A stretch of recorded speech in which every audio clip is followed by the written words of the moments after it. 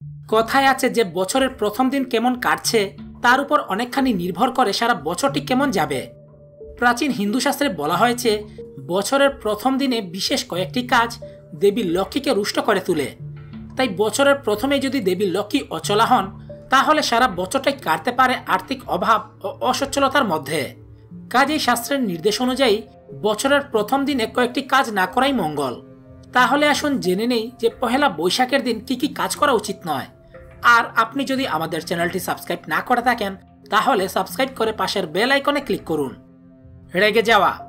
বছরের প্রথম দিন রেগে যাওয়া, চেঁচামেচি করা কিংবা কাণ্ডজ্ঞান হারিয়ে কাউকে কটু কথা বলা উচিত নয়, কারণ এতে দেবী লক্ষ্মী ভীষণভাবে অসন্তুষ্ট হন।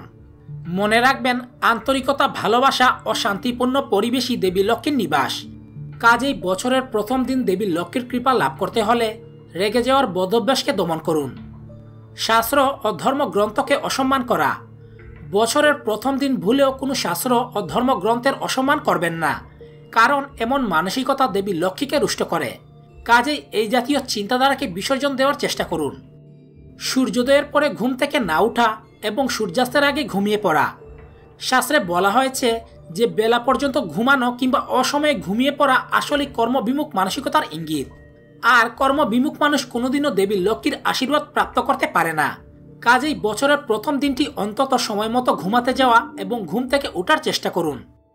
সন্ধেবেলা ঘরে প্রদীপ না জ্বালানো। বছরের প্রথম দিন অন্ততপক্ষে সন্ধে নামার মুখে ঘরে প্রদীপ জ্বালানোর চেষ্টা করুন। এতে দেবী লক্ষ্মী খুশি হবেন এবং সারা বছরের জন্য আপনার আর্থিক দুশ্চিন্তা দূরীভূত হবে। ময়লা জামাকাপড় পরে থাকা।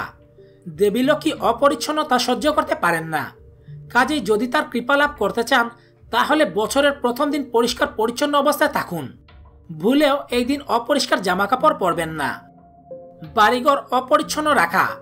বছরের প্রথম দিন আপনার বাড়িঘর অপরিষ্কার থাকলে সারা বছর আপনাকে নানা সমস্যার মধ্য দিয়ে যেতে হতে পারে। তাই নববর্ষের আগেই বাড়িঘর পরিষ্কার পরিচ্ছন্ন রাখুন, না হলে এর প্রভাব সারা বছর আপনার উপর পড়বে।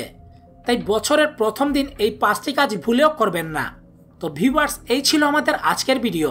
ভিডিওটি কেমন লাগলো তা কমেন্ট করে জানাতে ভুলবেন না। ভিডিওটি ভালো লাগলে তা সবার সাথে শেয়ার করুন। ধন্যবাদ।